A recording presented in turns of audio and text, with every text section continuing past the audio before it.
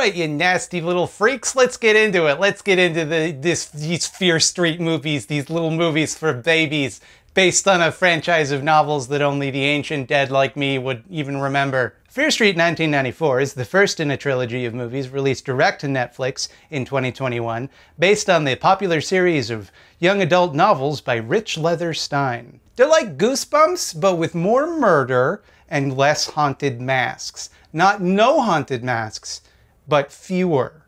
The film stars a bunch of 20-somethings pretending to be teens, but they also look a lot like teens, so whenever they have sex in the movie, it was deeply uncomfortable to watch. They fight off a bunch of spooky guys, trying to chase them down in some brightly colored areas for approximately 2 hours. I got some strong feelings about this one. I have some, dare I say, controversial, can't miss opinions on this. I think my opinions on this one are going to be so out of the ordinary and so unusual, but kind of exciting. And I think they're gonna validate exactly what you think about the movie, or really upset you, whichever is more likely to keep you watching. And also, that's unusual, my phone is ringing. Well, I guess I'll just answer it, live, in the middle of the video.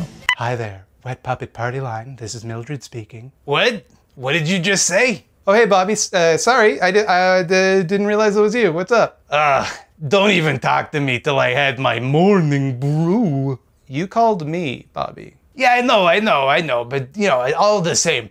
Don't even talk to me till I had my morning brew. I see what you're doing. This is an ad for Morning Brew. Oh, you mean the free daily newsletter that gets you up to speed on business, finance, and tech news in just 5 minutes? Yeah, Bobby, the one that's delivered every Monday through Sunday for free directly to your inbox. Now I know what you're thinking. A newsletter? Boring. Not so fast. Morning Brew is quick-paced, informative, and fun to read. Before Morning Brew, I just wake up and log into Twitter to hear people tweet at me to retire and let Bobby take over the channel. Now, I can catch up on the latest news before I even get out of bed at around 3 p.m. Oh, look at that! Scarlett Johansson is suing Disney. Interesting. Ooh, check that out. Medical mask sales are way up. Ominous. What do you got to lose? It's free. It takes less than 15 seconds. Just click the link in the description below, and you can get Morning Brew delivered to you every morning. No, Mildred, obviously I meant real coffee. I'm already subscribed to Morning Brew. I don't even know why you're saying all this. You're a big sellout. Okay, well, you're my agent, so you shouldn't be mad that I'm... Where was I? Oh yeah, my extremely controversial, exciting, and noteworthy takes on Fear Street 1994. You won't believe number 6. For the first, I'd say, third of this movie or so, I thought I knew what I was gonna do. I had a gag planned out. I was gonna say, I don't wanna be negative. I'm always so negative about these movies. Let's be positive for a change. Here's a list of things I liked about Fear Street 1994. And then a big dramatic beat. And then I would say, the color correction is really good. That was gonna be the bit. Had that bit locked and loaded, ready to go, because the first third of this movie was unwatchable garbage. Smarmy, wannabe Riverdale. Absolute trash. Nothing should want to be Riverdale. This did. The characters were boring, the editing was obnoxious, just constant energy even when the scene didn't call for it, and the storyline was overwrought and completely uninteresting.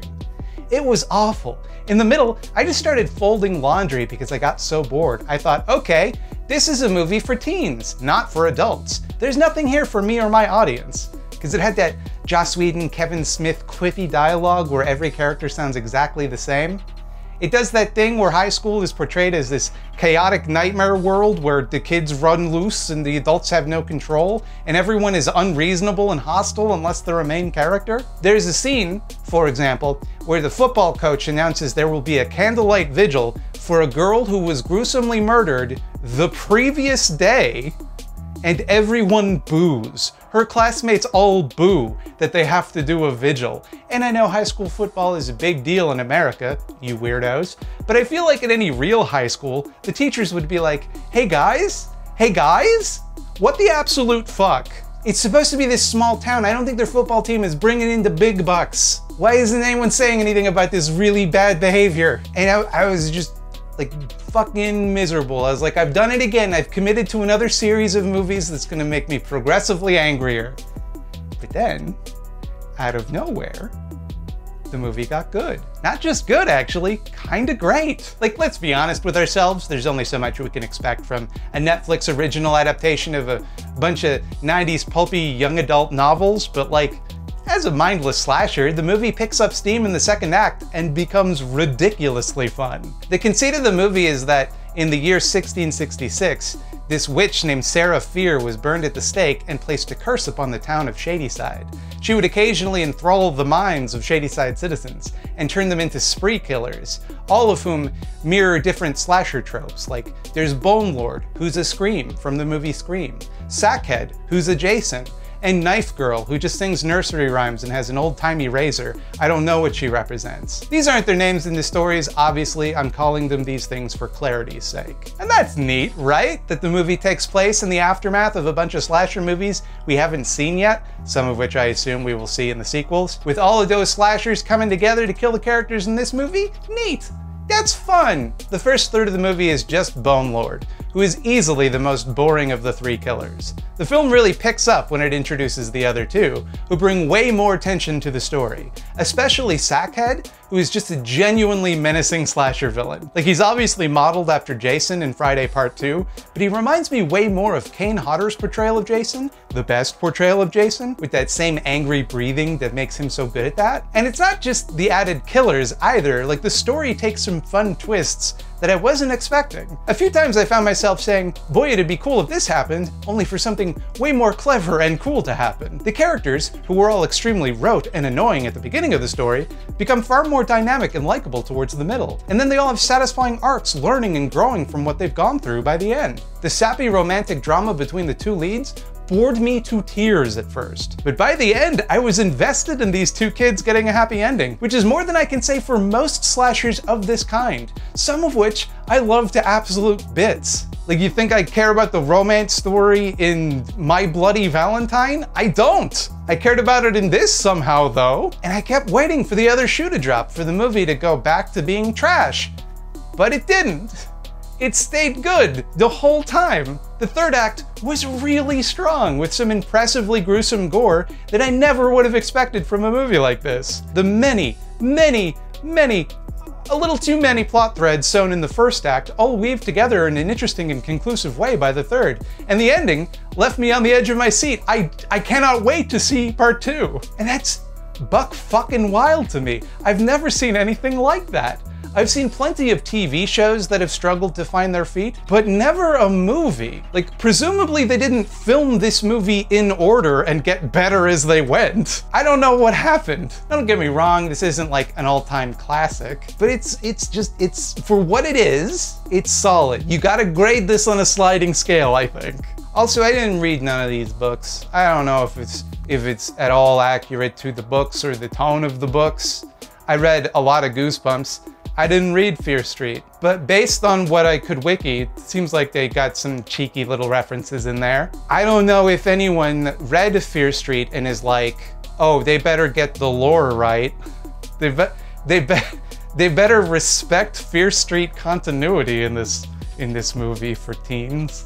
To be honest, if I hadn't already confirmed what the video would be about with our sponsor, there's no way I would have finished it. I would have gotten about 20 minutes in and turned it the fuck off to watch something else. And maybe there's a lesson somewhere in that. Maybe sometimes we give up on things too easily, or treat media as more disposable than we need to. In today's throwaway culture, we just consume film as a product and move on to the next thing in our feed. It's not art. It's junk food, and once we're done with it, all we want is the numbing sensation of the next thing forever and ever and ever. But enough about that. Next week we're going to talk about Fear Street 1978. The second one. 1994, that's old news. We get it. 1994 is old. We're going to the new one, which is 1978. You can bet your sweet bippy I'm gonna watch the whole thing, because even if the first hour and a half sucks, I'm gonna be expecting them to pull out a banger ending. Don't let me down, Fear Street. I went to bat for you, Fear Street. Hey, it's me, Bobby Duke, star of the channel. Mondays, am I right? Hey, I want to thank our sponsor Morning Brew one last time. Click the link in the description to sign up for Morning Brew. It's free. Why don't you just do that already, huh? All right, I'm Bobby Duke, marijuana edibles, etc.